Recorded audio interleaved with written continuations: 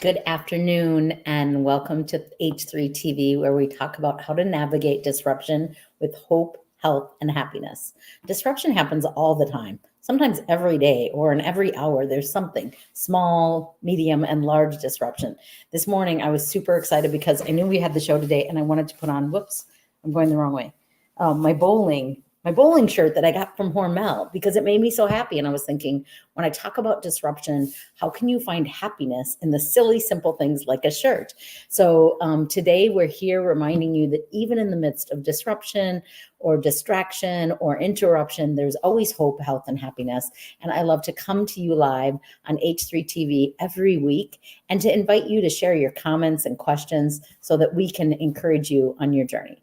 Today, my guest is Julie. Please help me welcome to the stage, Julie. Hey, Julie. Thanks for being here. Hi. Hi. So tell us, who are you, where do you live, and what do you do? My name is Julie Hintgen, and I am an online reading tutor. I live in Avon, Minnesota, and I've been tutoring for approximately 8 years. Wow, awesome.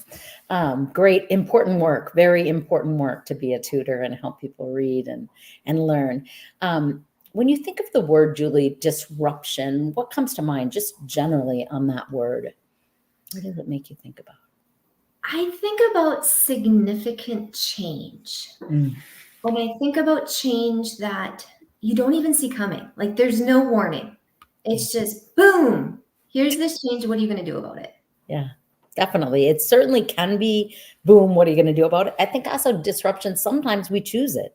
We change jobs or we move out of state or buy a new house or change relationships. But yeah, sometimes it can kind of be boom. That was your word. Like it just hits you, right? And what do you do with that? And when you think about your own life and your business and the work you do professionally and personally, what is a disruption, something that interrupted your life and disrupted it, that you've gone through professionally or personally? All right. I'm going to start with more of a personal, actually it's both. It's personal and professional. Okay. I was in the military when I was younger. I was going to college in the military. I really thought that I was going to be in the military for 20 years. I met my husband there, really enjoyed it. And then September 11th happened and everything kind of changed with that scenario. Both my husband and I deployed together. We got back, we started a family, and then we realized it's really hard to have a family and have both of us deploying at the same time, or one coming home, one leaving. And that was really my first example of a significant disruption where I didn't plan for it. I didn't know what to do in that situation. Yeah. And so I had to adapt. 100%. And it's that whole thing about you have plans. I'm going to join the military. I'm going to serve for 20 years and life happens, right? Life happens. And then you fall in love. I mean, joining the military, some would say, is a big disruption. Maybe it's a change. It's a lot of changes, but you loved it. But then it's okay. Now I met someone I loved. And then it's okay. Wait a minute. September 11th, tragic, horrific, terrifying. Now what? And then adjusting, and now I have a family. I think it's that kind of, we were talking about earlier today, new normal, so that we're always going through, here's a new normal. Now I have kids. What does that look like? Now I have this. But that must have been a terrifying, being deployed September 11th. It was terrifying for all of us, but I think for those serving the country, it was even more impactful. And for your families here in the States, looking and worrying and praying. So how did you, in the midst of kind of, if you want to focus in maybe a little bit in either the disruption of being deployed or being in the service or leaving the service, kind of picking one of those, what feels most disruptive to your life? It was actually leaving the military. The military was great because it had structure. Even in the chaos, there's often structure. And I was familiar with it. I knew the rules. I could follow the rules. I actually thrived in that.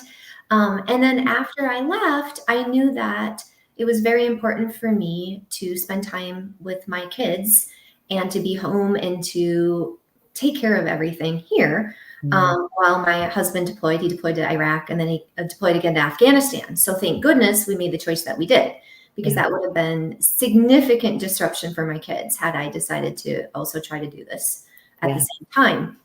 And Yes. so, yeah. And so then from there, navigating being a mom compared to being an officer in the military was night and day different. Your kids don't care what your rank is. No. Especially babies, toddlers, it's just night and day. I love structure. Kids, they love structure too, but it's a whole different ballgame. So like transitioning from that, it took quite a few years. But then it brought me to where I needed to be and where I am right now. So even though it seemed impossibly difficult at the time, I'm really thankful for that experience. Mhm. That's awesome, Julie. You said some words that really struck me, and I think they're words that I try to run from a lot, but are so needed, probably for all of us, but definitely helpful to many of us. And you kind of said structure, rules, and in my words, I would say boundaries. Like, even if things are chaotic around you in the military, there is a system, there is a process, there are rules, there are structure, and it allows us, and just like you said, also with children, it allows us to feel safe inside of a structure, not to be controlled, but to feel safe, to know the boundaries, to know the perimeters, to know what we're in charge of and what we're not. So that massive disruption of leaving the military and going into the Wild West of being a parent, which it really is like, oh my gosh, there's no rules. And even if you have one kid and you figure out the system, the next kid's totally different. I just think it's such a funny thing. Like, well, I figured it. How did you figure it? I can't figure it out. My kids are adults. So I love that you were self-aware to recognize in the midst of the great loss of the structure as I left the military and as there's chaos in the world, that structure was a gift. And so I want to ask you, when you were in that, your husband's deployed out of the country, far away, you are a new mom, you are overwhelmed with all these changes, and there's no rules, there's no schedule, especially with babies. Like, you want to sleep? Oh, just kidding. We're not sleeping. Sleeping is not a thing tonight. So how did you stay hopeful without your husband here to work with you in raising your baby and to totally be off a schedule and a structure of something you were used to? Well, there's a couple techniques I used, and one was like they say, just focus on one day at a time. Yeah. But sometimes even that can be overwhelming. Like, how am I going to get through the day? I don't even know how I'm going to get through the next hour. And so I just switched it. I'm like, what do I need to do to make it through the next hour in a way where I can be as balanced as I can be for my kids? Mm-hmm. What can I do? What little changes can I make to just be okay in a situation that's not okay? And that doesn't feel okay. And I love you gave something huge in that is you gave yourself grace. I think we're so hard on ourselves. Julie, you should do better. If you were in the military, why can't you? How hard? Like, I love that you said, no, an hour at a time. I'm going to do the best I can for 1 hour, and that's good. And I'm going to take it in bite-sized pieces, right? Like, that is beautiful. Make it small, make it manageable, and do it 1 hour at a time. Even taking that, I think a lot of people think just one day at a time. And I think when you're going through a major disruption, a major change, especially if you feel a heavy weight on your own to keep managing going forward, making it smaller allows you that ability. Like, I can do it. I can do 1 more hour. I don't know if I can do 2, but I can do 1, and then I'll get there and I can see what's next and what else can I do. And having grace when you don't do it all perfectly and inside lines that probably you had a history of with being in the military. There was a right way. And now it was more like there's a survival way. I'm going to do the best I can, but it might not be perfect. So yeah, I like that. How about healthy? How did you take care of yourself in the midst of all the change and not having your husband with you? Ooh, so there was actually a public speaker that was at some military event we went to, and she was amazing. And she told us, there's 3 things that we should be doing every day. We should be getting some sort of exercise. We should be eating healthy, and we should be getting enough sleep. And she's like, if you can do 2 out of those 3 things, do it. And she also told us to find 10 things every day that we're thankful for, even if it's just our 10 toes. She's like, some days it's just going to be your 10 toes or your 10 fingers or whatever you got 10 of. Yes, exactly.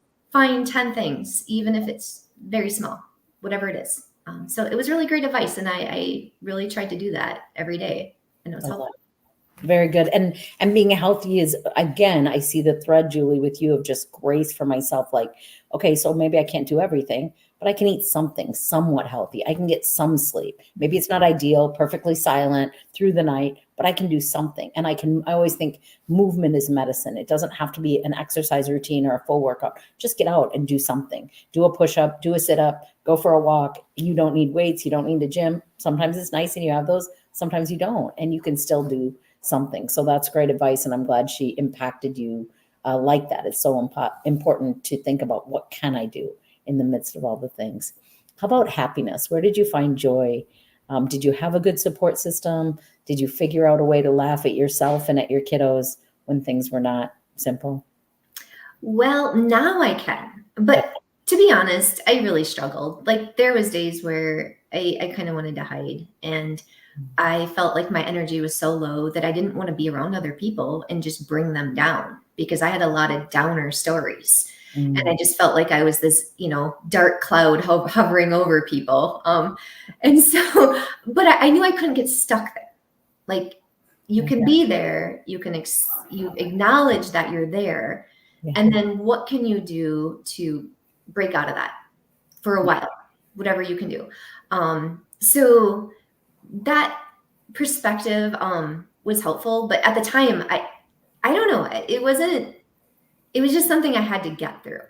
And I did compare, like, oh, that spouse is doing it way better than me, or like, well, I was an Army officer, I should be able to handle this, or my husband has it way worse, what do I have to complain about? Or like, I also felt like, well, no one understands. Like, this is a very unique situation. And being National Guard, we're not a part of an Army, post or base or whatever. And so we're just out there kind of on our own trying to figure things out. But I also realized that no matter what situation I was, there's always a situation that's worse than mine. So I can't stay there. I can't stay in that frustration. I have to get better, even if it's for a while. And then the next day I deal with the same issue again and again, but I'm not going to let it keep me there. I think that's where I was at. I don't want to stay in that dark space, even if I can just get out once in a while. That's what I focused on. Stay stuck. And, people will say time heals all things. I don't know if time heals all things, but it gives us a fresh perspective. And I remember when I was a single mom, one of my sisters, I don't know where she lived then, maybe New York. And she came to visit, I think New York. And she came to visit and she bought me this cute little black dress. And I had a baby that was 6 months old. And she's like, I'm buying you a dress. We're going to dinner. I'm like, oh my gosh, sounds great. And we're getting ready to leave. And I lift my sweet Matthew, who's now 34, up in the air, talk about time, and give him a kiss goodbye. And he throws up all over the black dress. And I'm like, oh my gosh, this new black dress. I feel cute. We're going out. I'm a single mom. I'm so happy. We get it all cleaned up and we go out dancing. And the place that we went to dancing, me and my sisters, we had black lights. So even though you're looking at me in the naked eye, you could not see, I am under the black light and I look like I have white throw up all over my dress because it did not come out, even though you couldn't see it anymore. And now my whole point of that is like, now I can laugh about it. Like, oh my gosh, that was so silly and great. But at the time I was like, I hadn't been out in 6 months and I'm finally having like, I feel like a normal and I've done my hair, like all the things. And I think part of time is it allows us to laugh at ourselves. And I think comparison is the thief of all joy. And I jokingly and somewhat seriously say, when I see families that look perfectly put together, I'm more scared of them than the disheveled mom with her hair sticking up and her underwear sticking out and what all the things. Like, she did the best she could today and she got out of the house, and congratulations. And yes, you did see her in that same outfit the last 3 days, but who cares? She got her kids to preschool. And so I think that grace to ourselves in the midst of some people, that comparison of like, they're doing it better, they look easier. For me, it was always a relationship over rule and love. Love deeply, love always, be playful. Don't take yourself or your kids too seriously. You're going to make mistakes. They're going to not like you some days. It doesn't matter. Just keep loving them and doing the best you can. And so I love that you kind of you're just doing it, and I will hope that today you look back and you think, I don't have to compare myself to that other parent or that other person or whoever, especially with silly social media, where I can show you when I look all put together and you don't see when I'm disheveled, right? And so I think there's so much pressure, not only on parents, but on kids to be all these things that aren't really real. Like everybody has their stuff. So, but it's also okay. Like you said, you weren't happy and it wasn't fun and it was hard. And that was the reality of that time. Is there anything, Julie, that you wish you would have known then that now you look back and you're like, oh my gosh, if I could tell someone, tell our audience, what would you tell them to encourage them? Oh boy. Probably to be authentic and to find people that are in the same situation, be honest about it, and really just seeking a community, even if it's not a community that has the same exact values or in the same situation, but there's some common bond, and to really spend time focusing on that and helping each other out. I love that. And actually, as you think about leaving the military, as you speak about that, because I know I've never been in the military myself, but I know a lot of people have, and they're like, it is way more of a connected family than my family ever was. People will say that to me. And I think it's not just the loss of the structure and of the systems and of what you know. It's also this daily community of brothers and sisters that have your back and that care about you and care about your success and your safety in a way that gets lost in the busyness of life or in the world outside of that, whatever you want to say. So get a community, great advice, be around people that you can be honest with and you don't have to be fake with. I've never been good at that. So always like, this is really hard, or this is really wonderful, or I'm scared, or I thought I knew what I was doing, but I don't, or I didn't think it would be this hard. And you can say that without judgment. So that's beautiful. What do you do today, Julie, to help other people that are going through their own disruption, whether it's military or otherwise? Well, most of the days I focus on helping students that have dyslexia. So after my husband got back from his last deployment, I found out that both of my kids have dyslexia. Okay. And so I really shifted everything into helping them. And there's a lot of misinformation about dyslexia, and there's a lot of sometimes challenges with helping them in the way that they need it. Mm-hmm. And also there's a negative stereotype, which I really don't like, because the people with dyslexia have these amazing skills that I'm so jealous of. Like, so amazing. I work with them every day and I'm like, I learned so much from them. And I'm like, oh boy, I'm like, I just need to help you learn to read so you can do those like amazing things that I know you'll do. And you just need that little push. And then like, that's kind of my life purpose. And it's why I get up. It's how I like am happy. It's yeah, and I'm sitting in this room all the time, just doing that. And watching, like, so I've had students that I helped like 5 or 6 years ago, and it's really fun watching them. They're going off to college. They're doing the things where they were really meant to do. And that is a feeling that like, I can't describe. It's what makes my life happy. It's what makes me feel like at the end of the day, like, you know what, I did this one thing today, or these 2, 3, 4 things today that could help people. And I'm just glad, I'm just so thankful I found that. I'm just very thankful. I also have dyslexia and I never feel like I'm disabled. I feel like I learn differently. I see differently. I see words in pictures.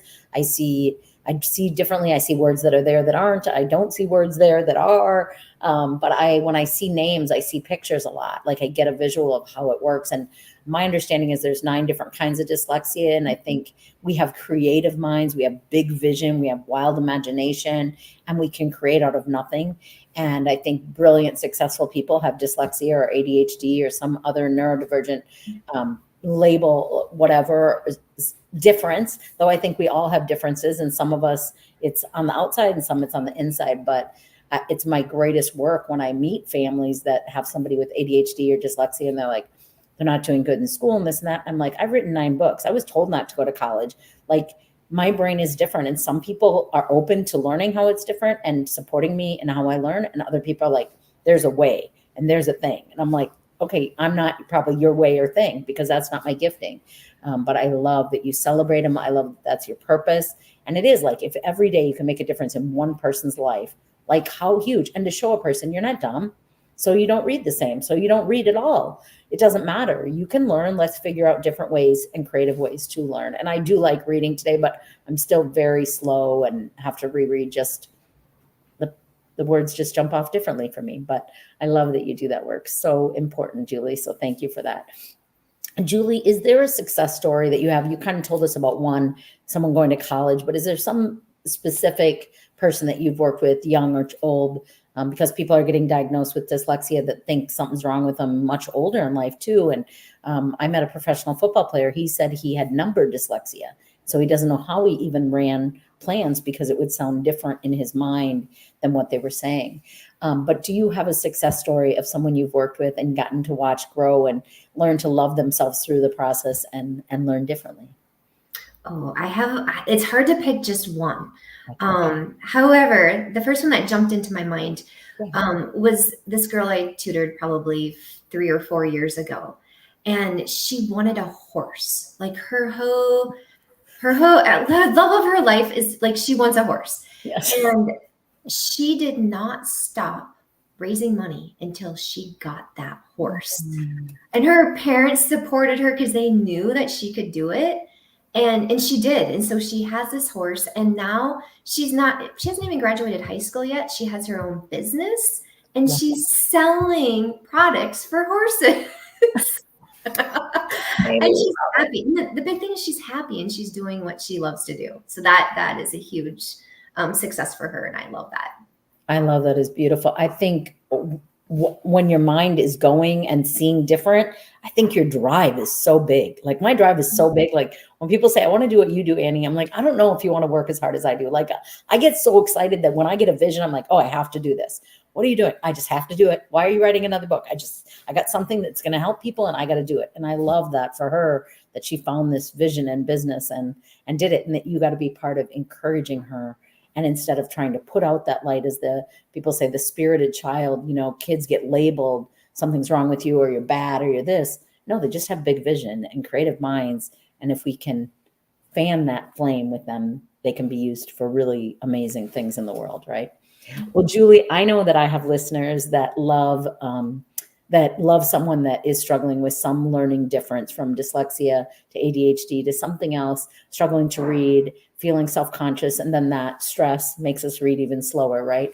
So what is the best way for people to get a hold of you, Julie, if they want to learn more, if they want to work with you, or they have someone they love that they want to work with you? What's the best way to get a hold of you? You can connect with me on LinkedIn. So just, type in Julie Hintgen, and my business name is Literacy Simplified. And you can just send me a message there. Otherwise, I'm also on Facebook. I have a private group, Literacy Simplified. That's another way you can reach me.